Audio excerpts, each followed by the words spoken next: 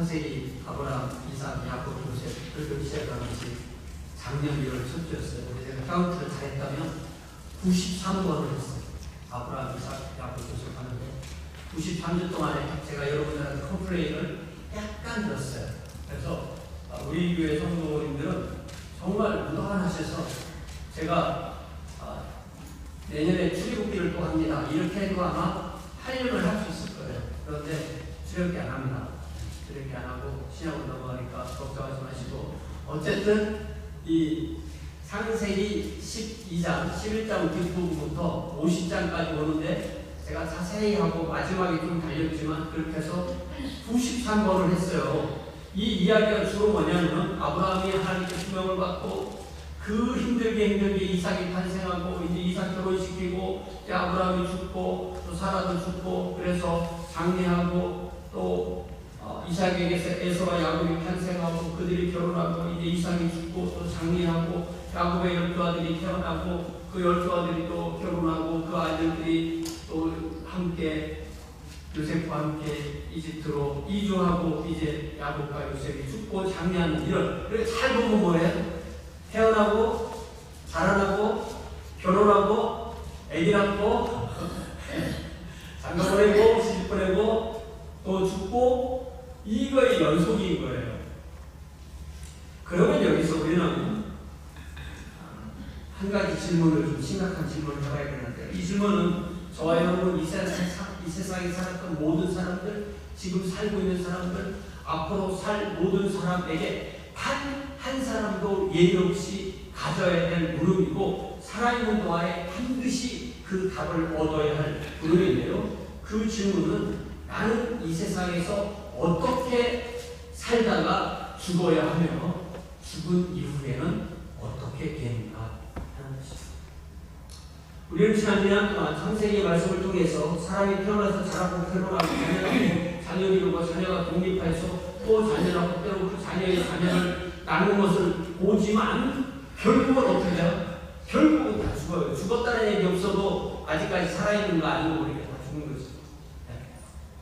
야곱의 죽음 나오고 12아들 중에서는 요셉의 죽음만 나오지 나머지 아들 죽음 얘기는 안 나와요. 그럼 안 죽었나? 죽었다는 말에 없다고 해서 안 죽은 게 아니라는 것입니다. 데라, 아브라함의 아버지 데라, 아브라함 아들 이삭, 손자 야곱, 또 그 다음에 손자 고손자가 뭐죠? 고손자 무슨 얘기가 될 것 같아요. 요셉 다 태어나서 살다가 죽는다는 것입니다.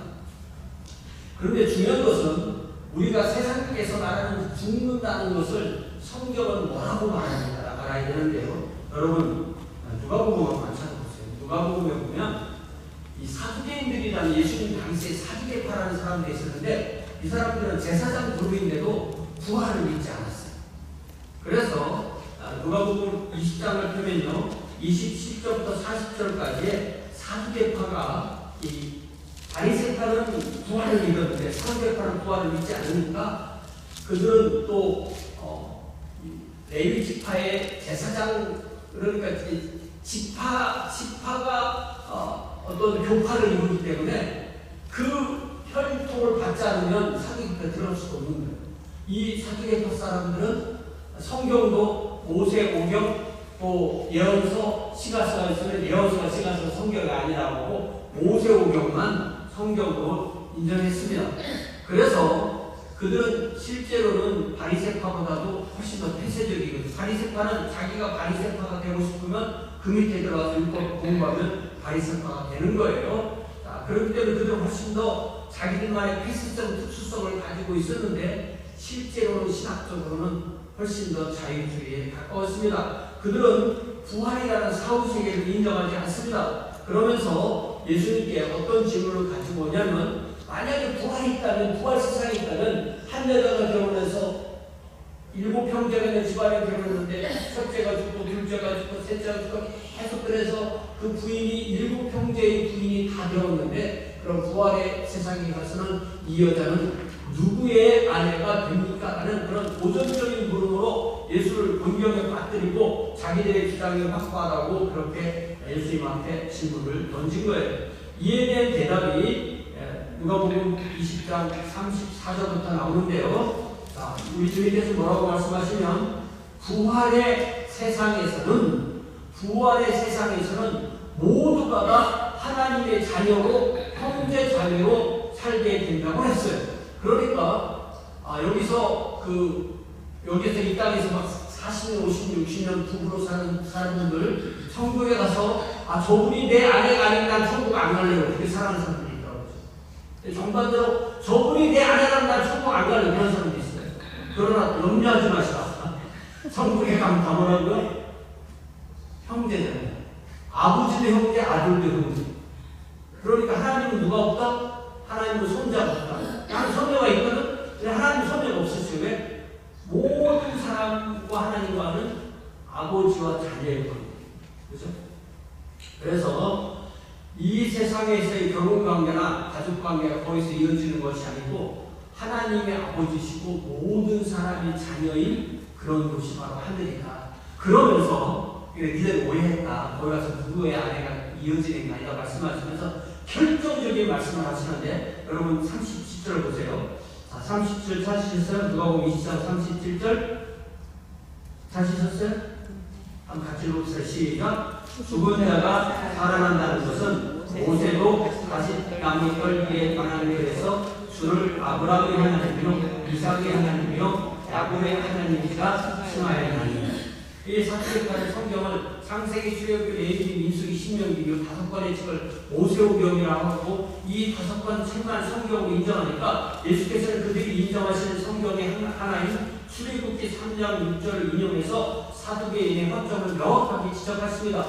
하나님이 아브라함의 하나님, 이삭의 하나님, 야곱의 하나님이심을 명확히 하는 것이 왜 부활을 입증한 핵심이 될까요? 제가 이제 주부에 써드린 말씀이 38절인데요. 38절 같이 읽어봅시다. 시작. 하나님은 죽은 자의 하나님이 아니요 살아있는 자의 하나님이시라. 하나님에게는 모든 사람이 살았느니라 하시니. 무슨 말씀이죠? 하나님은 살아있는 자의 하나님, 하나님은 아브라함의 하나님, 그러니까 이삭의 하나님, 야곱의 하나님, 그러니까 아브라함도 살아있는 자, 이삭도 살아있는 자, 야곱도 살아있는 자라고 합니다. 우리가 중학교 들어가면 산수 시간에 이항성 이런 거 배우잖아요. 예를 들면 A는 B고 C는 B라면 이 똑같은 B를 빼면 A는 C가 된다. 이런 거 우리가 가장 기초적인 중학 수학에서 배웠는데, 그러니까 살아있는 자의 하나님이 아브라함의 하나님이라면 아브라함은 살아있는 자가 된다. 그렇기 때문에 아브라함은 살아있는 자가 된다. 이렇게 말씀하시는 거예요. 더 나아가서 예수께서는 하나님에게는 이 세상에 사람이라는 존재, 사람으로 태어난 모든 존재, 어떤 사람들은 태중에 있는 아이도 사람이니까 그 아이들도 되게 필요한 사람도 있어요. 어쨌든 하나님께는 모든 사람이 살아있는 자라고 말씀하셨어요. 이것을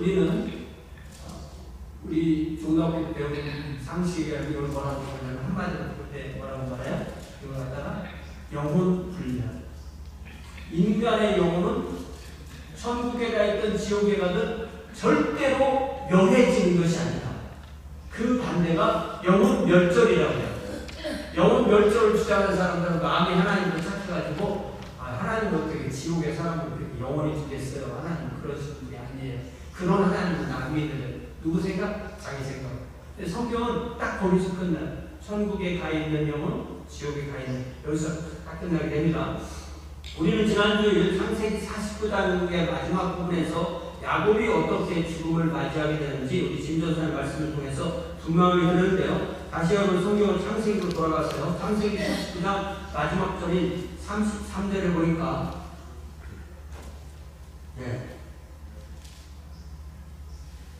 33절에 보니까 야곱이 아들에게 명하기를 마치고 그 발을 침상에 모으고 숨을 거두었다.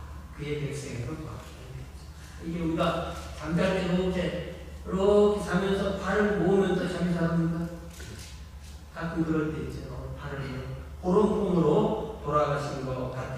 자, 여기서 우리가 명확하게 알 수 있는 것은 그가 숨을 거두자마자 야곱이 그의 백성으로 돌아갔어요. 자, 다시 여러분 창세기 49장 33절을 잘 보세요. 봐봐요. 야곱의 아들에게 명령을 마치고 그 발을 침상에 모으고 숨을 거두니 그 순간 숨을 거두는 그 순간에 누가? 야곱이 자기의 백성에게로 돌아갔다고 했어요. 자, 그러면 야곱의 시신은 어디에 있나요? 지금 요 순간에 어디에 있다고 했어요? 영화동산 어디에 있다고 했어요? 고기 어디? 침상. 침상. 이 대답을 빨리 못하고 대명사로 대답하는 게 좀 문제가 있답니다.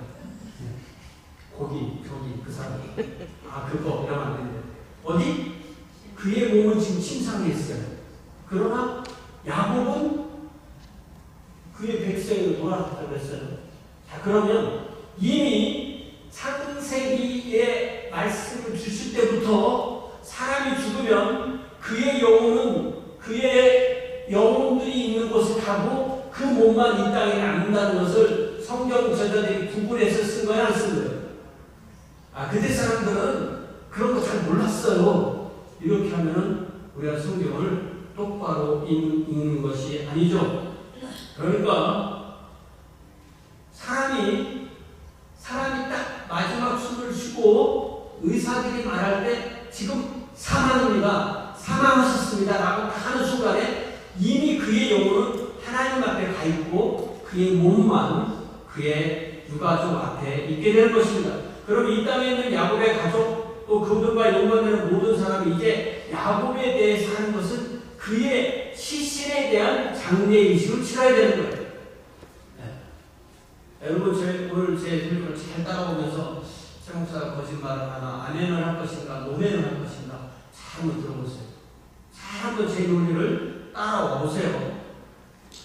이렇게 성경은 창세기부터 영적 존재인 영혼과 육체적 존재인 육체의 분리라는 이 죽음, 그러니까 죽음이라는 뭐냐면 죽음이라는 정의는 육체 안에 영혼이 있다가 그 영혼이 빠져나가고 육체만 남는 것을 죽음이라고 정의하고 그리고 나면은 그 남은 몸에 대하여서 우리가 장례라는 것을 이미 창세기부터 명확하게 구분해서 말해주고 있습니다. 그래서 오늘 우리 창세기의 대미를 장식하는 창세기 50장 1절부터 26절 말씀을 야곱과 요셉의 기쁨이라는 제목으로 말씀을 나눕니다. 이 말씀을 전하고 듣고 나누는 사이에 우리 각자도 하나님 앞에서 우리의 삶이 어떤지 우리의 기쁨이 어떤지 나의 장례는 어떻게 될지 장례식, 내 장례식,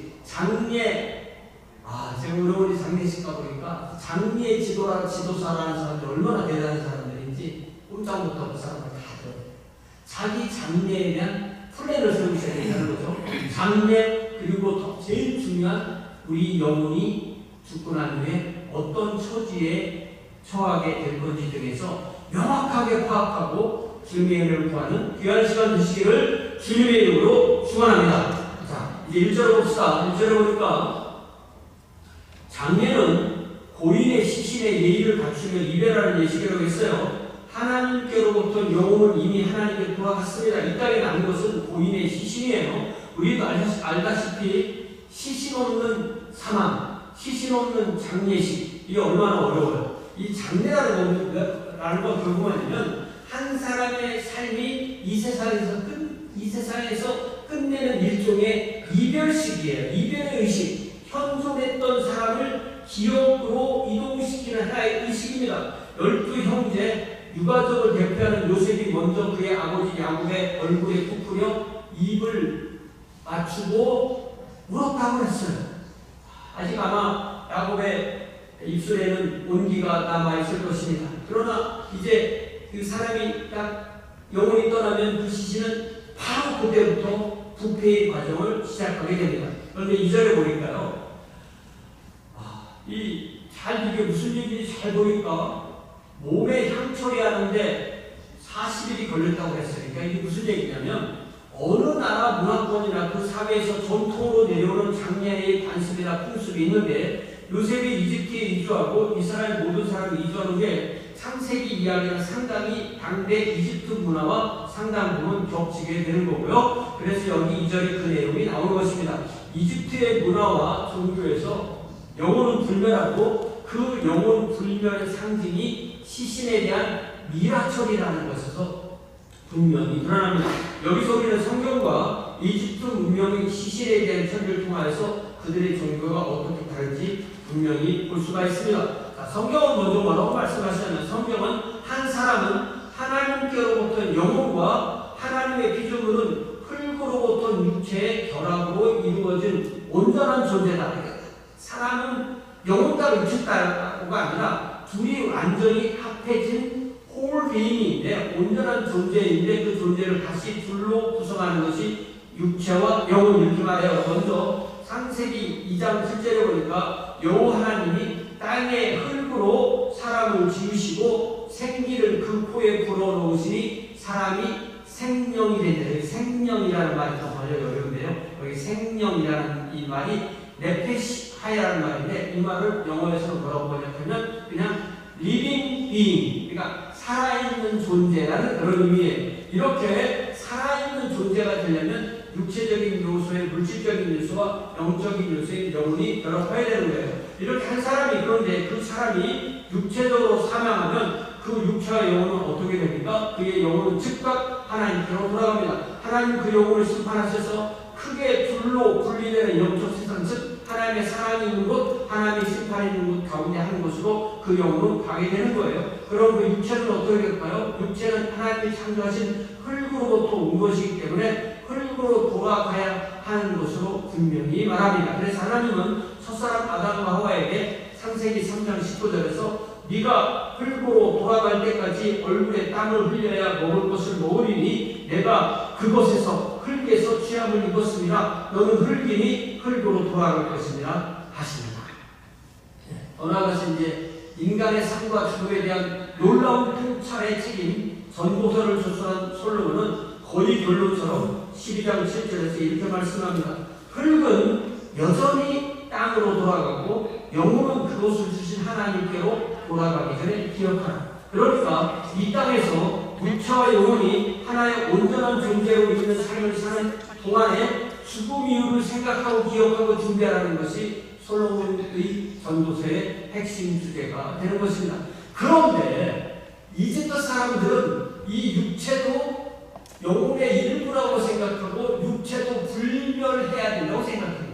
육체가 썩으면 영혼이 불안정해지는 거예요. 그래서 육체를 썩지 않게 보존하는 것을 미라철이라고 합니다. 그래서 이 이집트 문화에서 사람의 육체는 영혼의 일부인 거예요. 사후에 영혼이 거할 집입니다. 그 집이 없다면 그 영혼이 온전한 상태로 살 수가 없기 때문에 이집트 문화에서 시신은 매장이나 화장을 통해서 흙으로 돌아가도록 해주는 것이 아니라 미라를 만들어서 그 미라를 보관하는 것이 바로 이집트의 신학이었다는 것입니다. 그래서 자세히 찾아보니까요.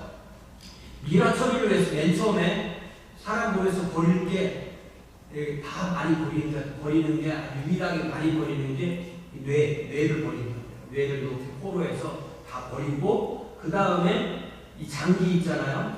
간이나 폐나 위나 창자는 따로 떼서 말려서 단지에 보관하고 심장은 몸하고 같이 두고 왜냐하면 심장을 신이 심판하도록 남겨두고 그래서 이렇게 미라 처리를 하는데요. 지금 사람이 만든 미라 중에 제일 오래된 걸 보면 주전 2600년 시가 말하면 아브라함 시대 아브라함보다 600년 전 기자의 대피라미드 시대에 만든 미라가 현존하고 있을 정도로 이 이집트인들의 그 미라 만드는 과학이 벌써 4600년 동안 그렇기 때문에 우리가 그것을 그렇게 이해할 수가 있어요. 특별히 이집트의 날씨 때문에도 그것이 도왔다고 생각을 할 수 있습니다. 창세기 50장의 야곱과 요셉의 장례는 이집트 문화와 이스라엘 문화, 세상의 문화와 성경의 문화가 공존하는 모습을 절묘하게 잘 드러냅니다.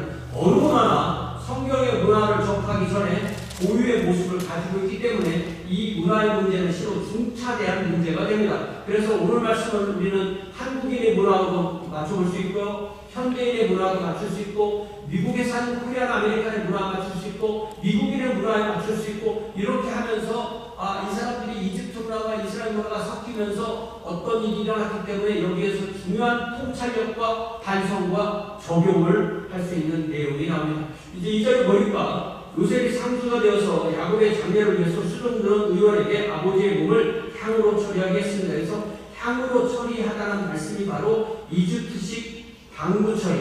이거다 엠밤이라고 하는데요. 엠밤이라고 하는데 이게 이제 그 사람 몸이 썩지 않도록 하는 그런 일종의 과학적 방식이죠. 요셉은 자기의 수종 의사들에게 명령하여서 야곱의 시신을 미라로 만들게 된 것입니다. 이 과정에서 내장을 제거해서 따로 하고 또 방부제인 모약과 향료로 채우고 시신을 천연 탄산소다로 씻고 방부 처리하는데 이 과정이 3절에 나오는 40일 동안 걸렸다는 거예요. 특별한 점은 요셉이 이교 사제들이 아닌 자신의 종종 의사들을 시켜서 방부 처리하게 했습니다. 왜냐하면 그들에게 맡기면 무상숭배 의식을 하기 때문에 그것을 피하면서도 자기 의사들이 전문적으로 자기 아버지를 처리하도록 그렇게 하는 지혜로운 선택이었습니다. 왜냐하면 이 야곱의 시신을 가나안 땅 막베라 굴까지 장거리 운반하기 위해서 시신 보존이 필수적이었기 때문입니다. 그래서 성경에서요, 창세기 기술대 성경에서 사람의 몸을 미라 처리한 대상으로 나온 사람은 딱 야곱을 구분해놓은 야곱과 요셉 두 사람뿐입니다. 3절에 보니까 그 일을 하는데 40일이 걸렸으니 향으로 처리하는 데는 이 날수가 걸림이며 애국 사람들은 70일 동안 그를 위하여 곡하였다. 그러니까 향 처리는 40일, 그리고 40일을 포함해서 애국하는데 30일에서 총 애국 기간은 70일.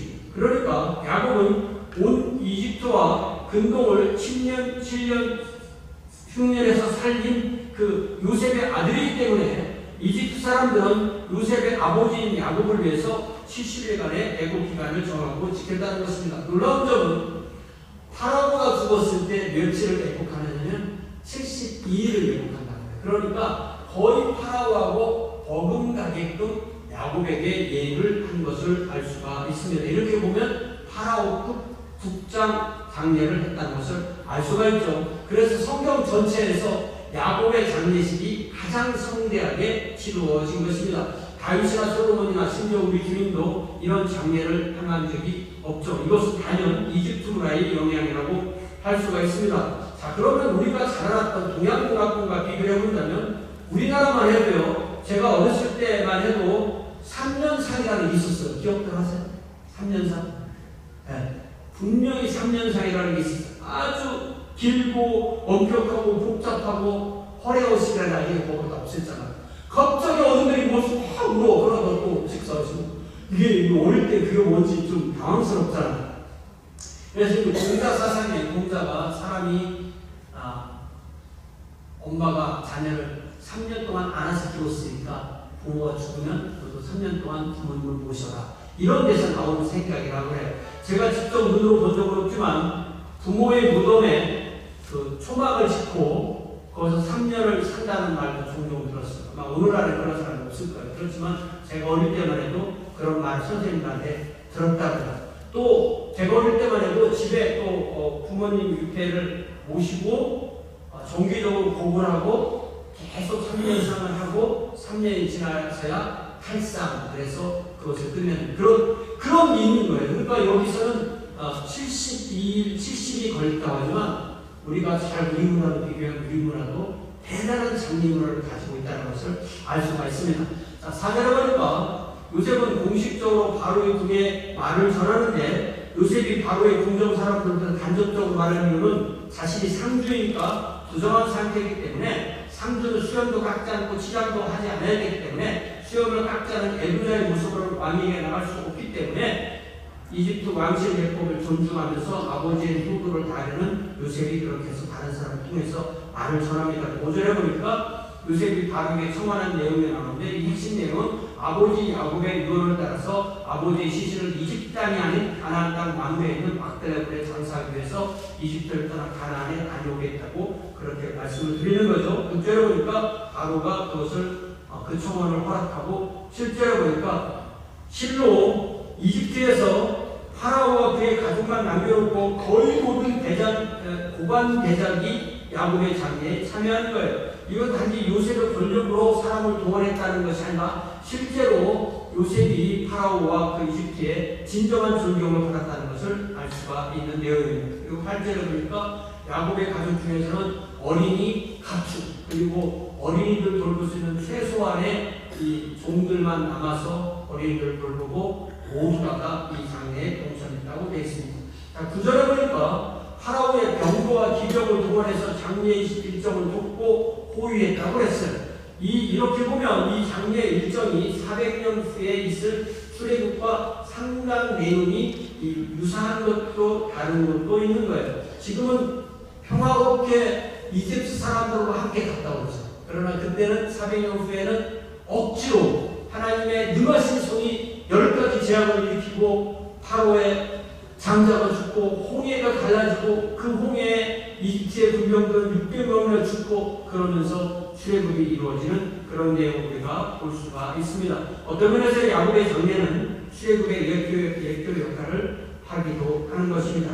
10절에 보니까 요단강 건너편 아닥 타장마당에 이르러서 거기서 크게 울고 애통하고 요셉의 아버지로서 다시 7일 동안 애국합니다. 여기 와서 가나안에서 다시 애국하는 건데요. 여기가 어디냐면은 가나안 요단강 그러니까 동편 그러니까 정확한 위치는 알 수 없지만 아마 여리고 근처라고 추정할 수가 있고요. 이곳에서 다시 헤브론까지 가려면 40-50km를 더 가야 되는 거예요. 그러니까 이 이집트에서 직접 헤브론까지 가려면 약 320km인데 장례 행렬이 이렇게 80km를 더 우회해서 400km로 여행하는 것을 보여줍니다. 이게 이집트 군대가 갈 때 가는 길이라고 해요. 그렇다고 하면 나중에 출애굽할 때도 요단강 동쪽에서 들어가게 되죠. 상당히 겹친다는 사실을 알 수가 있습니다.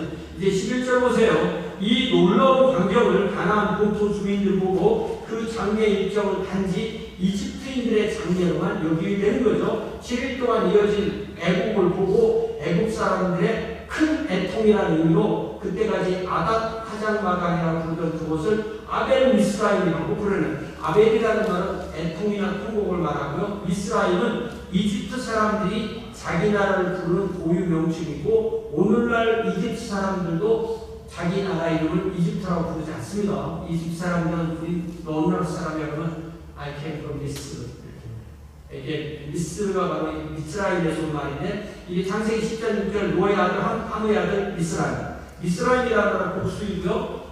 나일강이 저기 아프리카 고원지대부터 빅토리아 호수로 쭉 내려오면서 상이집트, 하이집트 그러니까 하나의 큰 상이집트란 하나, 하이집트란 하나 그래서 이 미스라임이라는 건 두 개의 거처, 혹은 두 개의 성체 이렇게 해서 이 전통적으로 성경에서는 이집트라는 말은 한 번도 안 나오고 원에서 항상 뭐라고 한다고요?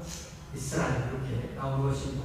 그래서 12절에 보니까 12아들이 아버지 의견을 따라서 장례를 행했고 13절에 보니까 그래서 가나안 땅에 내어다가 마므리아, 막벨라 각 둘의 장사했으니 이는 아브라함이 해족속 에브론에게서 밭과 함께 사서 매장지를 삼았습니다. 자 여러분 여기 13절 잘 보면요 두 가지 단어에 우리가 좀 관심을 가져요. 뭐냐면 첫 번째 단어는 굴은 뭐예요?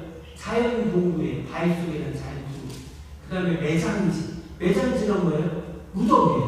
그러니까 이미 창세기 21장에서 아브라함이 여기서 살 때 그리고 이미 창세기 50장에 장례식을 할 때 사람들이 굴과 무덤을 구별했다는 거예요. 그러니까 굴이라는 말과 무덤 그리고 무덤이라는 말과 수올 그의 영혼이가 수호를 아까 제가 창세기 49장 마지막 절에 얘기했듯이 그것이 분명히 구별되는 개념이 있어요. 그러니까 옛날 사람들은 굴이나 무덤이나 수호이나 다 같은 단어로 썼겠지 라고 생각하지만 절대 그렇지가 못하는 것입니다.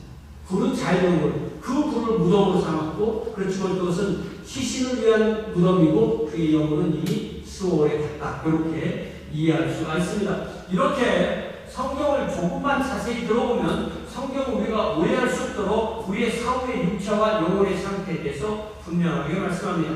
14절에 장례식을 마치고 돌아왔다. 그거죠. 자, 요것까지가 이제 제 설교의 첫 번째 부분이고요. 오늘 설교 두 번째 부분은 15절부터 21절까지인데요. 15절부터 21절까지 내용은 상당히 안타깝고도 따스한 이야기. 누가 안타까운 거예요? 요셉의 형제. 누가 따스해요? 요셉이 따스한 거예요. 요셉의 열형, 그러니까 요셉을 미워해서 이집트로 팔았던 그들은 요셉의 사랑과 용서가 아버지 야곱이 살아있을 때까지만 유효한 것으로, 그래서 이제는 아버지가 죽었기 때문에 그 효과가 사라지는 것으로 이해했는데, 그런 이해를 뭐라고 불러요? 오해라고 합니다. 이해를 열심히 하다 뭐가 된다고요? 오해가 됩니다. 자기 생각을 많이 하니까. 그래서 16절에 보니까 뭐라고 말을 전하냐면, 당신의 아버지가 돌아가시기 전에 명령하 이른다. 그러니까 이미 49장에 아버지가 남긴 누가 쫙 나오는 이런 내용이 오는 거예요. 그러니까 이 18절에 나오는 것은 누가 봐도 뻔히 할 수 있는 거짓말을 지어내는 겁니다. 야곱이 하지 않은 유언 하나 만들어서 그 유언에 의지하여서 요셉의 보복을 막아버리는 얄팍한 수단을 발휘하는 거예요. 그 내용이 뭐냐면 17절에 너희는 이같이 요셉에게 일어나 네 형들이 네게 악을 행하였을지라도 이제 바라보는데 그들의 허물것을 용서하라 하셨나니, 이렇게 아버지가 말했어요. 당신 아버지 하나님의 종들인 우리 죄를 이제 용서하소서라고 말을 한 겁니다. 야곱은 이 말을 듣고 여기 나온 반응처럼 울 수밖에 없었어요. 여러분, 죄가 뭡니까? 죄가 도대체 뭐예요? 죄는 한 번 지면 없어집니까? 여러분, 죄를 용서한다고 해서 죄가 없어집니까?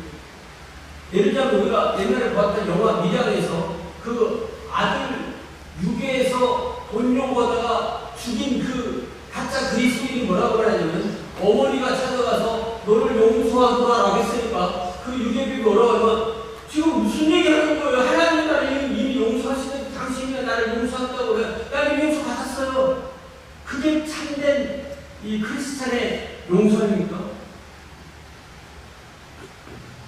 여러분, 죄를 용서받는다고 해서 그 결과가 사라지거나 복구되지 않습니다. 그 하나님이 용서하고 어머니가 용서한다고 해서 그 죽은 아들이 살아옵니까?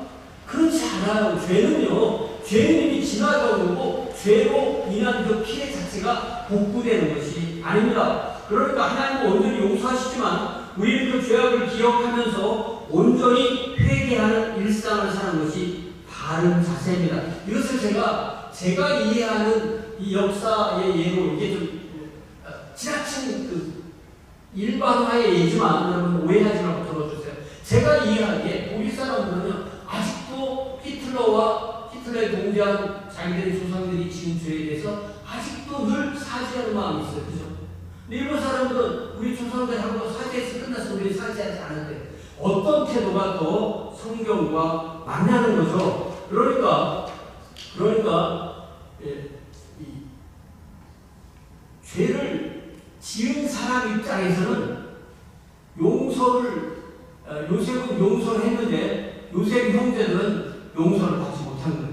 그래서 요셉은 형제들을 향한 연민으로 웁니다.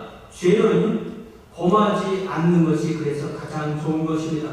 죄를 범했다면 그것을 승화해서 더 좋은 관계로 나아가는 것이 중요합니다. 하지만 죄의 기록으로부터 온전히 자유로울 수가 없습니다.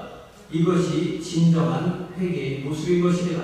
그래서 그렇게 말을 전해놓고 안 되게 18절에 보니까 아예 찾아와서 그냥 엎드려서 흡수하는 거예요. 그래서 19절에 요셉이 두려워하지 마세요. 내가 하나님을 대신하리까? 라고 그들을 위로합니다. 내가 하나님을 대신하리까? 성경에는 긍정적 의미의 하나님을 대신하는 사람들로 가득 차 있습니다. 바로 제사장 사상이죠. 하나님과 사람 사이에 제사장에 있어서 제사장은 사람을 대신하여 하나님 앞에 서고 하나님을 대신하여 사람 앞에 서는 존재입니다. 그러나 여기서 말하는 내가 하나님을 대신하리까 19절 이 말씀에 나오는 말은 다른 의미죠. 요셉은 제사장처럼 중보자로 서는 것은 맞지만 자신은 하나님을 대신하는 심판자는 되지 않겠다고 거부합니다. 그리고 형제들을 용서하고 돌보는 제사장 역할을 하지만 그들의 죄를 최종 판결하거나 복수하는 심판자 역할은 하나님께 맡기는 것입니다. 이것이 진정한 용서인 것입니다. 자, 그러면서 20절에서 뭐라고 말하냐면, 이게 요셉의 논리예요.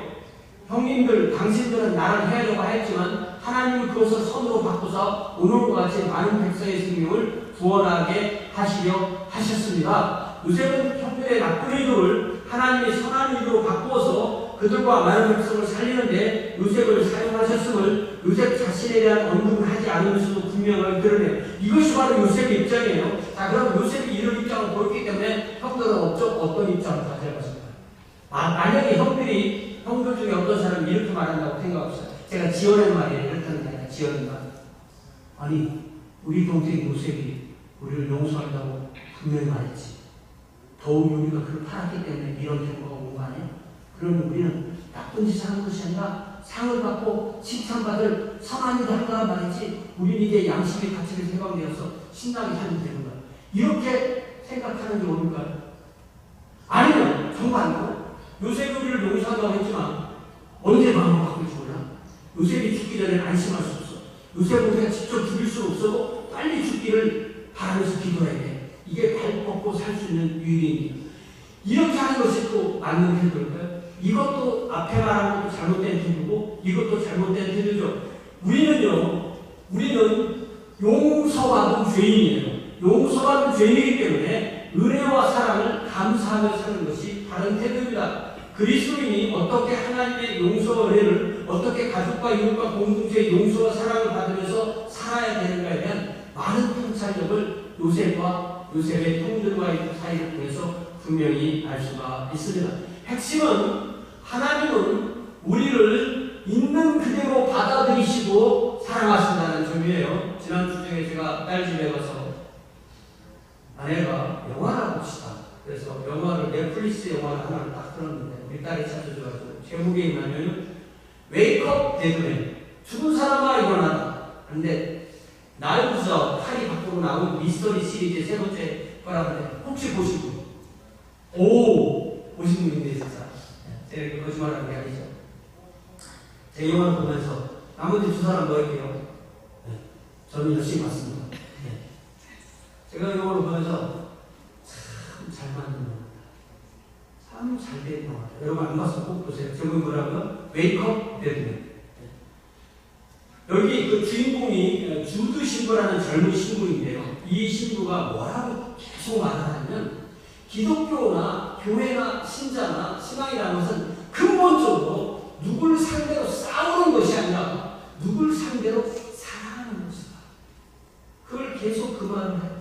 하나님도 우리를 네가 어떤 존재가 되면 사랑한다고 하지 않으시고 네가 지금 있는 그대로 하나님을 사랑하셨다. 그런데 우리는 사랑 무슨 조건을 걸고 사랑한다. 이 말을 계속하는 장면을 보면서 과연 내가 저런 복음을 전하나 그런 생각을 하면서 참 많이 저 자신을 돌아보게 되었습니다. 요셉은 형들에게 어떤 조건을 내보고 그 조건을 이루는 한에서만 그들을 용서하고 사랑하겠다고 말하지 않았습니다. 그래서 21절에 당신들은 두려워하지 마소서 내가 당신들과 당신들의 자녀를 기르리이다 라는 강력한 말로 위로했다고 했습니다. 그들의 모든 것을 책임지고 공급하고 돌보고 사랑하고 용서하며 살겠다고 하나님 앞에 공언하고 다짐하고 위로합니다. 이것이 진정한 사랑이 아닐까요? 22절 보니까 이제 26절까지 오늘 성경의 세 번째 부분인데요. 요셉이 형제들을 다시 만날 때 그의 나이가 39살에서 17살이 헤어져서 39살에 만났어요. 그때 아버지는 나이가 130세라겠죠. 아버지 야곱은 그리부터 17년을 살아서 147세에 돌아가셔요. 그러니까 야곱은 요셉을 다시 만나고 17년을 더 사는 것입니다. 요셉은 17세에 이집트로 팔려가서 39세 형들과 아버지를 만나서 이집트에서 함께 살다가 야곱의 아버지를 다시 모시고 17년을 함께 살고 야곱의 나이로 56살부터 110살까지 54년을 형제들과 가족을 돌보며 살았습니다. 이 사람이 요셉이 110살을 살았다는 게 많이 살았어요. 적게 살았어요. 많이 살은 것 같지만 그 시대 아브라함, 이삭, 야곱의 나이에 비하면 거의 30년, 40년이 부족할 정도로 적게 사는 거예요. 그렇기 때문에 이 요셉이 죽을 때 그의 형들은 살아있어요. 이 전제를 보니까 에브라임 자손 3대를 보았고 문하세 아들 마게의 아들들도 요셉이 자기 무릎에 놓고 양육했다고 그랬어요. 그러니까 48장에서 축복한 요셉의 둘째 아들 에브라임 므낫세, 이제 그 에브라임이 벌써 형 므낫세를 능가할 복을 받고, 그래서 요셉의 아들 에브라임의 아들 마길의 또 아들들, 증손자들까지 그렇게 자기 무릎에서 기렸다는 내용이 나옵니다. 자, 그러면서 이 4절에 보니까 요셉이 그의 형제들에게 이르되 나는 죽을 것이나 하나님이 당신들을 돌보실 것입니다. 이 굉장히 짧은 말인데 죽음의 자리에 산 말이기 때문에 우리가 집중해서 봐야 되는데, 뭐라고 말하냐면 나는 죽을 것이나 하나님이 당신들을 돌보실 것입니다. 21절에서는 요셉이 자기가 형제들과 그 자녀들을 돌보리라고 약속했지만 지금은 그렇게 할 수 없다는 것입니다. 그래서 그는 형제들과 그 가족들을 하나님의 손에 위탁합니다. 우리가 우리 자녀나 사랑하는 이들을 위해서 모든 것을 해줄 수 있을 때가 있고, 이제는 정말로 아무것도 해줄 수가 없는 때가 쏘와 레이와 곧 올 수도 있고 후에 올 수도 있습니다. 우리가 이것을 기억하며 삽시다. 그래서 제가 지난주에 했던 한 번 더 합니다. 볼까요? 있을 때 전에. 하고 싶어도 못할 때가 못하는 거죠. 당신들을 이 땅에서 인도하여서, 하나님이 당신들을 이 땅에 인도하셔서, 하나님이 찾아오셔서 당신들을 이 땅에서 인도하셔서 아브라함과 이삭과 야곱에게 맹세하신 땅에 이르게 하시리라. 그러니까 이 약속을 기억하고 사세요 말합니다. 그러면서 25절에 요셉이 또 이스라엘 자손에게 맹세시켜 이르기를 하나님이 반드시 당신들을 찾아와서 돌보실 거니까 당신들은 여기서 내 해골을 메고 올라가겠다 하라 하였다. 무슨 얘기냐면 요셉은 자기 아버지의 시신은 가나안 땅에 묻었어요. 자기 시신은 이 이집트 땅에 그냥 두라고 하는 거예요. 두되 우리 이스라엘 모든 족속이 나갈 때 내 몸도 함께 가지고 나가줘, 이렇게 말해요. 그러니까 무슨 얘기냐면 이스라엘 사람들이, 이집트 사람들이 요셉의 죽음을 보면 요셉의 시신이 여기 미라 처리돼서 여기 있구나, 그의 장례식이 끝났군, 이렇게 합니다. 그러나 이스라엘 사람들이 볼 때는 그 시신을 무덤에 갖다가 넣어야만 끝나는 거야. 그러니까 이집트 사람의 눈에는 장례가 끝났어. 그러나 이스라엘 사람 눈에는 장례가 끝나지 않았습니다. 그래서 이스라엘 전체가 이집트를 떠나서 출애굽할 때 요셉의 유골도 그들과 함께 이집트를 떠나서 가나안 땅 가나안으로, 약속의 땅 가나안으로 간다는 거예요. 26절에 보니까 이제 요셉이 110세에 죽습니다. 이제는 요셉의 형제들이 다시 상주가 되어서 요셉을 미라로 처리하고 입건합니다.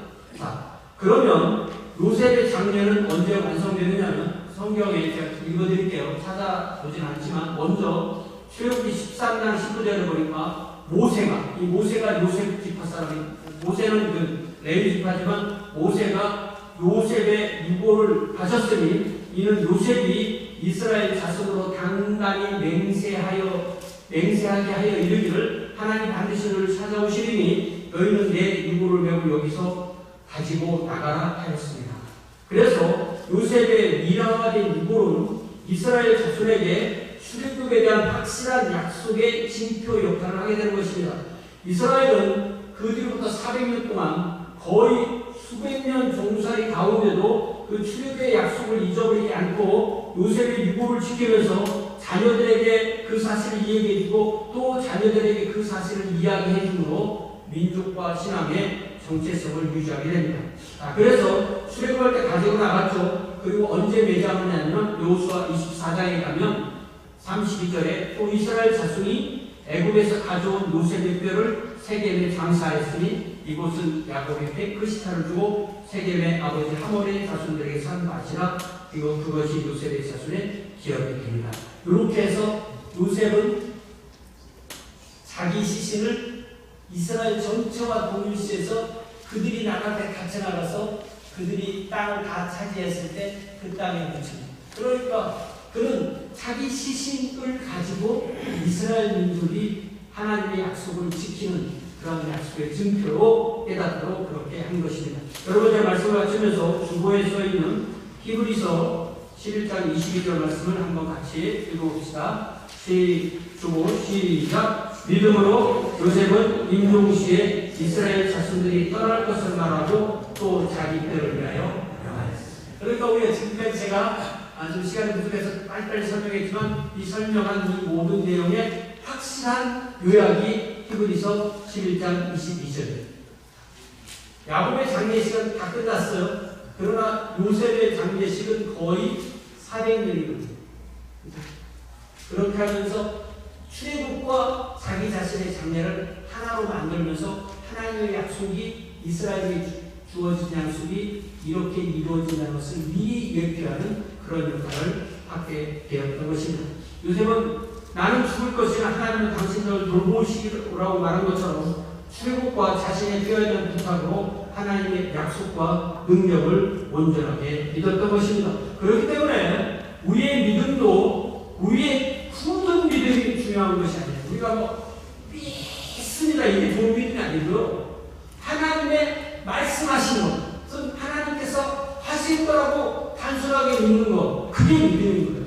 믿습니다. 얼마나 크게 하는 적게는 중요한 게 아니고 말씀에 있는 대로 하나님이 하실 것을 하실 것이다.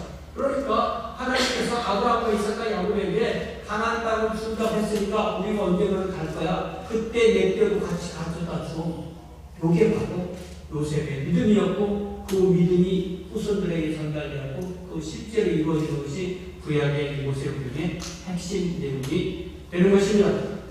그러니까 우리가 하나님의 말씀과 약속과 신실하심과 능력을 온전히 믿는 것이 우리의 믿음이라면 우리의 믿음은 우리의 믿음이 왜 중요한 거냐면 우리의 믿음이 왜 중요한 거냐면 우리는 이 땅에서 죽음이라고 해서 반드시 맞아야 되고 그 죽음 이후에 우리의 육체와 영혼은 반드시 분리될 것이고 우리 영혼이 하나님 앞에 갈 것인데 믿음이 없는 사람은 하나님과 함께 살지 못하고 하나님의 심판이 있는 곳에 가게 될 거기 때문에 우리가 우리의 믿음을 우리를 위해서 십자가에서 대신 죽으신 예수 그리스도에게 둘 때 우리는 하나님과 영원히 산다는 이 핵심 부분을 분명히 가지고 있을 때 우리는 그 믿음을 복된 믿음이라고 하게 되는 것입니다.